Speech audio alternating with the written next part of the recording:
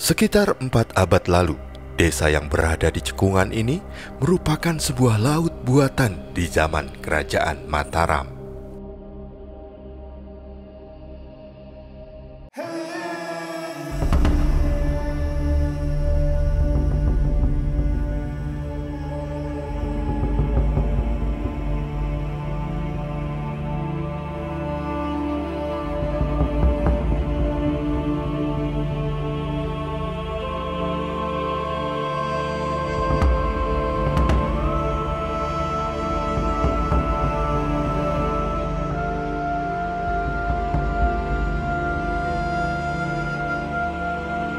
Di hari Minggu pagi yang sangat cerah ini, aku mengarahkan laju kendaraanku menuju ke sebuah wilayah yang terletak di timur kota Bantul.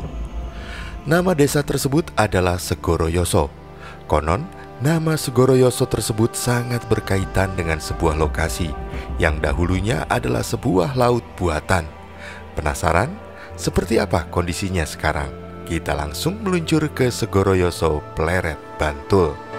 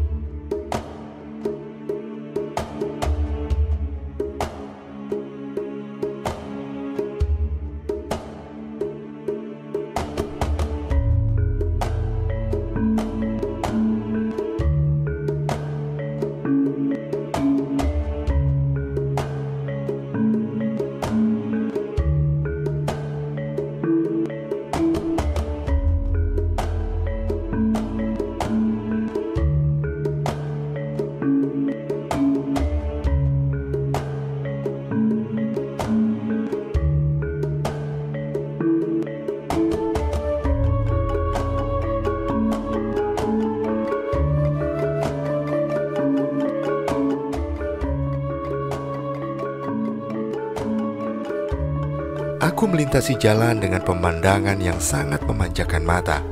Apalagi pagi ini, cahaya matahari keemasan menemani perjalanan ke arah timur ini.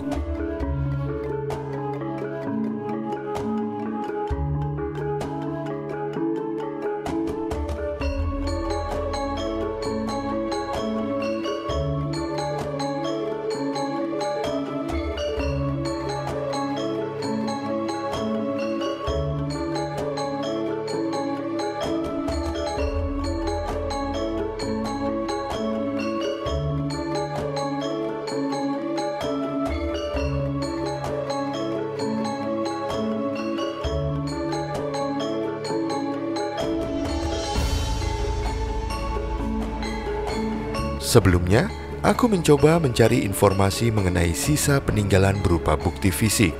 Entah itu bekas tanggul atau apapun, namun ternyata memang tak banyak yang bisa ditemukan. Bahkan bisa dibilang semua bukti fisik kemungkinan telah tertimbun oleh waktu. Jadi aku memutuskan hanya akan sejenak berkeliling sambil mencari posisi yang agak tinggi untuk melihat kondisi lokasi laut buatan tersebut dari ketinggian. Segoroyoso hari ini mungkin hanya terkenal sebagai desa yang terletak di wilayah Pleret, Bantul. Tapi bagi orang yang senang dengan berbagai hal kesejarahan, desa ini merupakan wilayah yang modern dan spesial. Mengapa demikian? Segoroyoso di masa lalu merupakan wilayah yang sangat maju. Wilayah yang kemudian menjadi sebuah desa ini terkenal dengan taman lautnya, sebuah mahakarya paling mutakhir di zaman Kerajaan Mataram.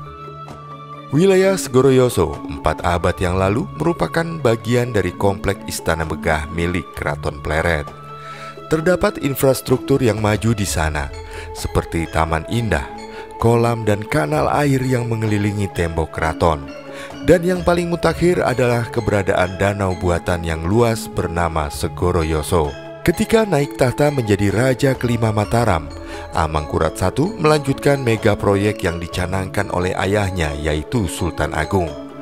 Proyek tersebut adalah membangun Segoroyoso atau sebuah laut buatan. Segoroyoso merupakan danau buatan atau bangunan air yang dalam pembuatannya Amangkurat I mengerahkan lebih dari 300.000 pekerja. Danau ini dibuat mengelilingi Keraton Mataram yang saat itu berada di Pleret. Namun, beratus tahun kemudian danau buatan ini lenyap tak tersisa. Hingga kemudian pada tahun 1978 ditemukan lagi jejak-jejaknya setelah dilakukan penelitian di Pleret, Bantul. Diperkirakan desa yang bernama Segoroyoso yang ada di Pleret, Bantul adalah bekas dari danau buatan yang dibangun oleh Amangkurat I tersebut. Dugaan ini diperkuat oleh beberapa hal, selain kemiripan nama, lingkup geografis desa Segoroyoso saat ini yang membentuk cekungan seperti lembah, sehingga konturnya lebih rendah dibandingkan daerah di sekitarnya, terutama di sepanjang bantaran sungai. Dalam sebuah artikel, sejarawan dari Asosiasi Guru Sejarah Indonesia Daerah Istimewa Yogyakarta, Wening Pamujiasih mengatakan bahwa meski telah didapatkan beberapa petunjuk, namun peninggalan Segoroyoso sulit untuk ditelusuri bukti fisiknya. Hal ini karena danau yang dulu ada kini telah beralih fungsi menjadi pemukiman penduduk. Dikisahkan bahwa Amangkurat I membangun Segoroyoso di kawasan Keraton Pleret setelah beliau memboyong istana dari Kerto yang dipimpin oleh Sultan Agung. Ada beberapa alasan Amangkurat I memboyong istana Mataram ke Pleret. Di antaranya karena seringnya terjadi kebakaran di istana Kerto, karena saat itu konstruksi utama bangunan keraton terbuat dari kayu. Pemindahan keraton tersebut juga dipengaruhi oleh kegagalan penyerangan Mataram ke Batavia ketika dipimpin oleh Sultan Agung.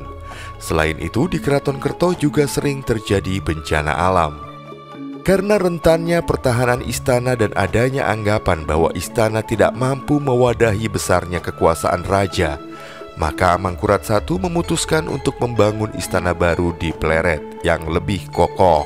Babat Momana mencatat bahwa pada tahun 1637 Masehi, Sultan Agung telah memberi perintah untuk membangun bendungan di Kali Opak. Dalam Babat Sengkolo juga disebutkan bahwa pada tahun 1643, pembangunan danau ini tidak hanya menggunakan tenaga masyarakat sekitar keraton, tetapi juga menggunakan tenaga prajurit. Sepeninggal Sultan Agung dan setelah berpindahnya ibu kota Mataram dari Kerto ke Pleret, dibangunlah kawasan Keraton Pleret. Karena bangunan air di luar benteng keraton dirasa masih memiliki fungsi penting untuk kerajaan, maka pada tahun 1658 Masehi, pembangunan bendungan dan perluasan danau di wilayah Pleret dilakukan. Dalam proyek perluasan itu tidak hanya melibatkan tenaga masyarakat dari sekitar keraton saja, tapi juga menggunakan tenaga dari wilayah mancanegara seperti dari Cirebon dan juga Karawang. Kembali ungkap Wening Pamujiasih. Danau Segoroyoso juga tercatat dalam laporan Belanda pada Dagregister di tanggal 7 Juli 1659. Dalam laporan tersebut dituliskan bahwa ketika perluasan danau tersebut selesai, Amangkurat I sering mengunjunginya bersama sang permaisuri. Dan setelah kunjungan itu, danau tersebut dinamakan Segoroyoso. Pada tahun 1661 Masehi, Amangkurat I kembali memerintahkan pembuatan kolam yang mengelilingi istananya. Beliau ingin menjadikan istana sebagai pulau di tengah danau. Dalam pekerjaan ini, Dagregister pada tanggal 12 September 1661 menyebutkan bahwa pekerja yang terlibat mencapai sekitar 300.000 orang, yang kebanyakan berasal dari daerah pesisir dan juga mancanegara. Mancanegara yang dimaksudkan adalah wilayah di luar wilayah yang saat ini dikenal sebagai Yogyakarta. Catatan terakhir tentang Danau Segoroyoso terdapat pada Babat Sengkala yang menyatakan bahwa Kali Winongo telah dibendung pada tahun 1666 untuk kepentingan bangunan-bangunan air tersebut. Danau Segoroyoso dibuat bukan hanya untuk estetika semata.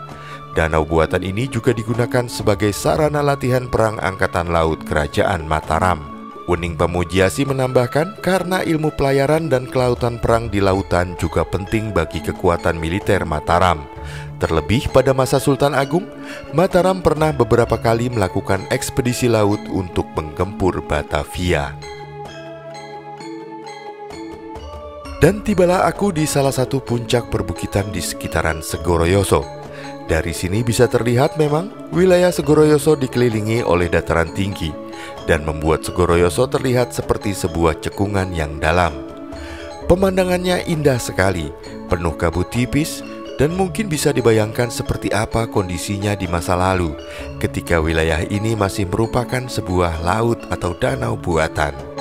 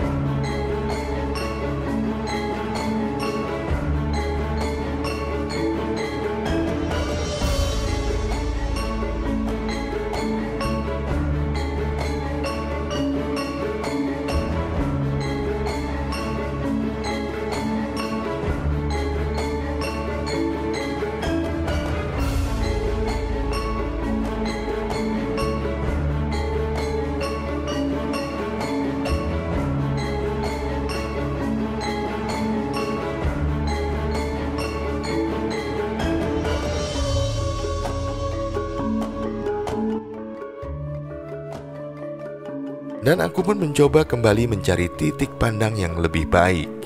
Dan jika ada teman perjalanan Senyum Indonesia yang mengetahui titik pandang terbaik untuk melihat keseluruhan wilayah Segoroyoso, silakan tuliskan di kolom komentar.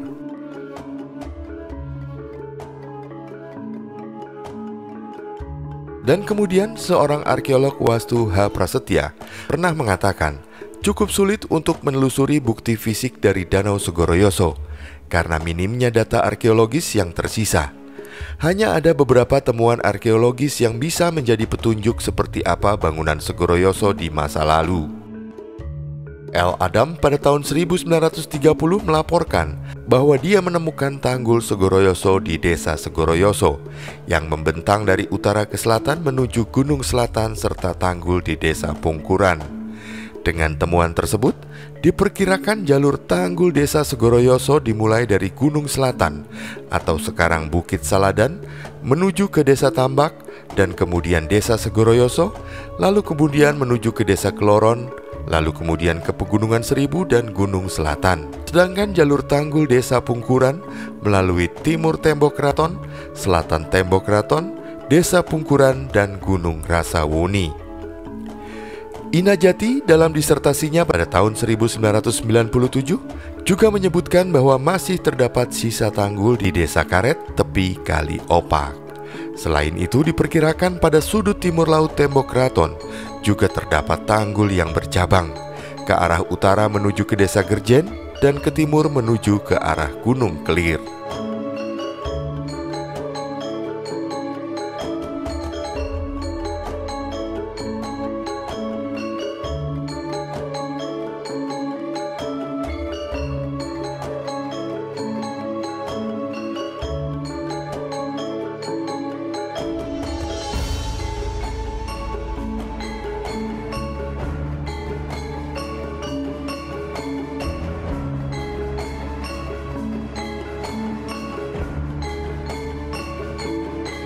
Ratusan tahun kemudian, di masa awal kemerdekaan Republik Indonesia, Letkol Soeharto juga menggunakan desa Segoroyoso sebagai markas Komando Wekres 3 dan juga sebagai tempat latihan prajurit. Selain alasan geografis, di desa ini juga telah berdiri Laskar Segoroyoso, basis pejuang yang berasal dari rakyat setempat. Pelopor Laskar Segoroyoso bernama Bapak Wakijan, dan pada akhir tahun 1945 Wakijan pernah mendapat pendidikan kemiliteran saat mengikuti kader kelakeran di Kabupaten Bantul. Dan sepulang latihan, Pak Wakijan mengajak Bapak Darmo Rumekso serta Bapak Wagimin untuk membentuk Laskar Segoroyoso di bulan Februari tahun 1946.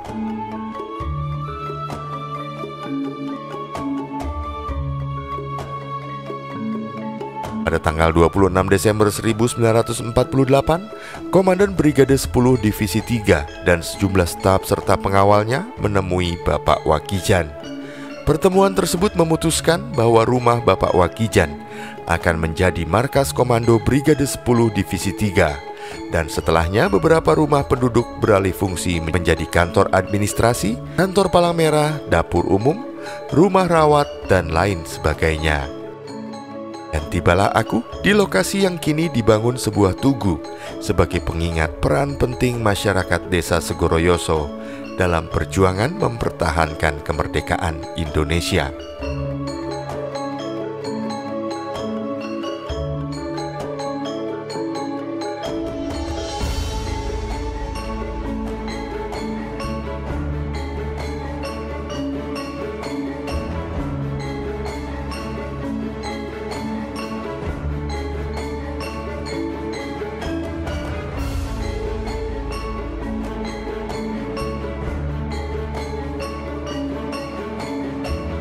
Kini, Desa Segoroyoso telah berusia hampir 4 abad.